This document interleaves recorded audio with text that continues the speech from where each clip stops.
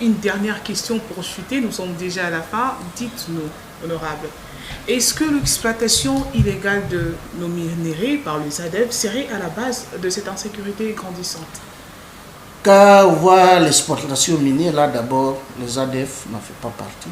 Parce que dans les zones minières, il y a les groupes armés locaux.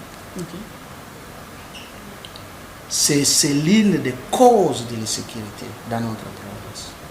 Parce que vous voyez quand les gens qui détiennent des armes commencent à exploiter l'or, il a les moyens pour s'en procurer plus.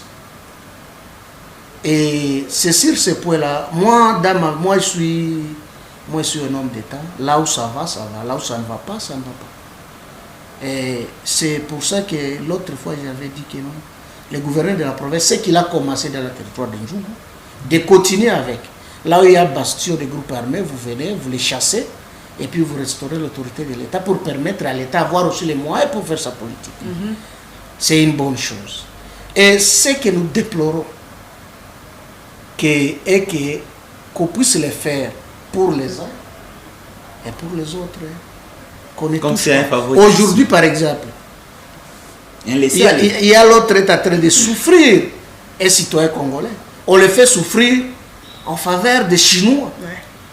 Un Congolais qui a tous les documents pour exploiter, la société Komoyi, qui se trouve au niveau de Mambasa et Ndjougou, il a tous les documents d'exploitation. Mais, subitement, vous voyez les Chinois arrivent, commencent à exploiter dans sa périmètre, et il fait les rapports auprès de nos autorités, sourdes oreilles. Il n'y a personne qui réagit. C'est là que j'aimerais demander que nos autorités de Kinshasa, parce que c'est toujours Kinshasa qui nous crée des problèmes dans nos provinces. Parce que si Kinshasa fait bien son rôle, il n'y aura pas de problème dans les provinces. Même question ici à... Vous voyez quelqu'un qui a tous les documents. Il est écrit par exemple à l'inspecteur général de mines, ici dans la ville de Kinshasa, mais on ne répond pas. Il y a le chef de division de mines qui émet les demandes, l'ordre de mission pour aller mener la quête. Les rapports est là. On transmet les rapports. Au lieu de prendre une décision, rien. Et ce monsieur-là, vous lui demandez de faire quoi? Et demain, quand il va dire que non, moi je suis chez moi, mais on ne me permet pas de s'enrichir chez moi. C'est ça. Et nos bureaux ici à Kinshasa doivent faire attention à ça. Parce que quand on veut la paix, il faut respecter la loi de la République. Exactement. Merci. Même question. Question à vous. Oui, avant d'y arriver, je vais raconter certains propos. Je crois, et il est vrai, Boumal Bahati est dans sa peau. Oui, c'est un élu. Ouais, il s'est retrouvé en tout cas. Et les autorités savent c'est quoi un élu. Ce qu'il dit n'est pas le contraire. Et donc, non, ne me faites pas dire ça. Surtout que je ne veux pas gober ce qui ne m'appartiennent pas. Vous êtes leader de chez. Moi, Exprimez-vous en tout cas. j'aimerais un peu éclairer la gestion militaire. Nous a prouvé combien de fois que nous, les civils, nous ne connaissons pas vraiment gérer, nous n'avons pas une gestion vraiment qui est transparente. Nous avons des gestions opaques. Et là, j'ai dit pourquoi. Le chef de l'État finance le projet de 145 territoires. Vous allez voir partout à Ituri, à grande majorité, ce projet a été respecté. La construction des écoles, construction des hôpitaux. L'argent n'était pas détourné, comme dans d'autres provinces. Mais vous allez écouter des cris partout. Il y a la rigueur militaire. Il y a la rigueur. Le chef de l'État finance le projet de construction de l'aéroport international de Bunia, la modernisation de notre aéroport. Le gouverneur, à tout moment, il fait les descentes sur terrain pour voir l'évolution des travaux. Le chef de l'État finance la construction de l'université de Bunia. Oui, je parle le chef de parce que c'est lui le numéro 1 de notre pays. Voilà. Sans lui, le gouvernement ne pourrait jamais prendre une décision pareille. Alors, la construction de l'université de Bunia. Et quand l'université de Bunia, jusqu'à présent, bientôt, et j'ai vu d'ailleurs, on a déjà lancé que l'année académique de cette année va commencer là-bas, à Thierry. dans cette université, il y a le suivi, il y a la rigueur. La construction des routes, l'asphaltage des voiries urbaines, il y a même les cotisations au-delà d'abord. Il faut dire qu'il y a bien sûr le financement, il y a le financement de Kinshasa, il y a aussi le financement local où les pétroliers font des contributions pour asphalter la voirie urbaine de Bunia. Si les commerçants ne voyaient pas clair, ils n'allaient pas encore financer, signer encore un deuxième contrat. Ils ont signé un deuxième contrat parce qu'ils ont vu que, et même ont déclaré, j'ai participé dans une activité de lancement de ces activités, où ils ont parlé qu'ils ont vu clair dans la ville de Bunia, d'où l'honorable Bahati siège. Je parle maintenant par rapport à l'insécurité liée à l'exploitation de mines dans notre province. Oui, je parle c'est par là où nous allons. Le côté ADEF, ils visent des fois des cacao. Les cacao vers Mambasa et Irumu. Il y a les cacao là-bas, mais aussi on exploite de l'or où on n'arrive pas à contrôler. Mais il y a la question que je me pose. Pourquoi les Chinois exploitent là-bas? Ils n'ont jamais été inquiétés, ni par les ADF, ni par un autre groupe armé. Certes que c'est une analyse qui nécessite un peu d'être approfondie. Mais je parle maintenant du côté Ndjougou.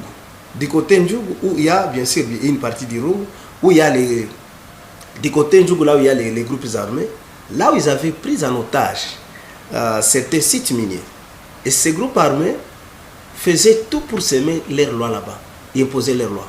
Mais aujourd'hui, ils ont été délogés là-bas. Et je me rappelle que même les activités minières étaient suspendues par les gouverneurs militaires là-bas. C'est le ministre des Mines qui avait fait descente là-bas et qui a essayé un peu de résoudre. Il y a un problème, donc parce que là-bas, on ne contrôle pas la traçabilité de cet or là-bas. La quantité produite là-bas, on ne connaît pas. Vous allez voir des machines qui sont là-bas, on ne sait pas compter le nombre de machines.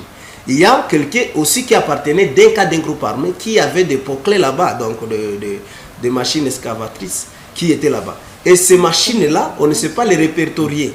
Mais parce que le gouvernement l'avait délogé, je ne sais pas comment ça se suit. Maintenant, je parle maintenant de notre cas qui est à la base de l'essence de certains conflits. C'est ce qui venait de toucher l'honorable Bahati. Je parle un peu de la société Compagnie minière Orient industrielle, SARL, qui est victime d'une société chinoise qu'on appelle Ding Sheng SARL. Ding Sheng SARL. La société Compagnie minière Orient industrielle, SARL, c'est pour un Congolais, citoyen congolais, un jeune Itourien. Qui a tous les documents. Il a le permis de recherche numéro 16 133, numéro 16 188 et numéro 16 325. Mais une société chinoise, on ne sait pas comment elle est apparue là-bas. Ces Chinois sont passés par quel chemin? Ils sont en train d'exploiter dans le permis de recherche d'un citoyen congolais. Le citoyen congolais dit que je dois respecter les lois de mon pays. Exactement. Il doit interpeller maintenant le chef de division des mines. Le chef de division des mines qui va organiser des descentes sur le terrain pour faire des missions afin qu'on l'analyse, qu'on essaie un peu. Lui-même va reconnaître dans son rapport que non, c'est là. Donc les agents qui étaient descendus sur le terrain vont reconnaître que non, les permis de recherche qui sont là-bas appartiennent bien à notre Congolais, mais il constate jusqu'à ce jour que les Chinois sont là-bas, continuent en train d'exploiter de manière illégale. Et puis, d'une manière illégale, ils déplacent nos rivières en désordre et ça perturbe déjà des limites, et des limites qui sont à la base des conflits. Et quand ils abandonnent, ils ne viennent plus pour un peu réparer. Mais le chef ne prend aucune décision. Faudra-t-il qu'il y ait une complicité ou deux poids, deux mesures. Parce qu'aucun Chinois aussi ne peut exploiter ça que le chef des mines soit préalablement informé. Et donc, là nous disons ça risque encore d'allumer peut-être, de donner un mauvais cœur à ces jeunes Congolais qui a dit respecter les lois de son pays, qui a dit respecter la parole du chef de l'État qui a dit que pendant son mandat, il doit créer des jeunes millionnaires. Et maintenant, ce sont des jeunes Chinois qui veulent maintenant nous rendre encore des pauvres et d'une manière illégale sans respecter toutes les procédures ou la législature de notre pays. Merci, voilà. Merci beaucoup, merci à vous. L'honorable, un dernier mot de la fin, parce que nous sommes déjà à la fin. Mot de la fin, ce que je peux dire, que j'ai compatis avec nos jeunes taximens de la ville de Bunia, qui sont aujourd'hui victimes de tracasseries dans la ville, par les décisions prises par le maire de la ville, de les faire payer les casques et les gilets, ça les consulter, ça se mettre. Nous avons plaidé pour qu'on aille l'échange, pour harmoniser, mais comme vous avez dit, on dit que nous sommes les militaires, vous n'avez rien à faire, vous avez l'obligation de vous plier. Et je leur demande de garder courage et jour. Ça ira. Ça ira. Voilà. C'est ça, merci. Voilà. Mot de la fin. J'appelle toute la population de l'Ituri de rester seule, qui respecte ses autorités et qui les accompagne dans tout ce qu'ils sont en train de faire. De soutenir surtout les FRDC, notre seule force de référence. Et surtout, je les rappelle aussi de respecter toujours la culture des civisme fiscal. Parce que nous sommes appelés à respecter les lois de notre pays. Et les lois de notre pays sont beaucoup, nous fera aussi de valeur d'être toujours des Congolais dignes de son nom. Les vrais patriotes congolais sont ceux-là qui respectent ces autorités, qui les accompagnent et qui collaborent avec eux. Et donc, les instructions que leurs autorités les donnent, ils sont censés les respecter, surtout dans ce moment d'agression, mais aussi de dénoncer tout cas suspect de l'ennemi qui se cacherait, qui se dissimulerait dans leurs milieux respectifs. Et donc, tous être en alerte maximale et n'acceptons pas qu'un seul centimètre de notre territoire, de notre province, soit occupé par les ennemis de la paix. C'est tout ce que j'ai à demander. Merci beaucoup. Merci à vous, coordonnateur Christian Chaouri. Merci à vous, l'honorable Bahati Manganga. Merci à Néhémie et Nazareth Mayonga qui étaient derrière la caméra sous la supervision de Pams Bienga. Voilà, nous sommes à la fin. Merci à vous, très chers téléspectateurs, et restez branchés sur Modern Canal et tout son TV. Merci à vous aussi, Jean-Pierre. Oh, voilà, merci. Merci surtout à nos deux co-débatteurs. Ils étaient à la hauteur, ils ne sont pas venus pour vraiment, plutôt merci pour cette passe d'armes. On a senti que les débats étaient vraiment démocratiques. Et intense. Vous n'êtes pas venus faire, comment je peux appeler ça, les djalilo comme on les dit. Les djalilo. On a senti que vos idées, de vos idées, il y a eu quelque chose qu'on a pu ressentir et retenir. Merci vraiment. Et notre invitation, on ne sait pas si un jour on pourra être à Ituri, comment? On attend toujours. Oui, nous allons vous inviter. Merci. C'est que la télévision a une représentation là-bas, je me rappelle. Il y a un certain Rafiki Molière TV, on va là-bas. Et prochainement, on va vous inviter là-bas aussi. Merci beaucoup. Merci.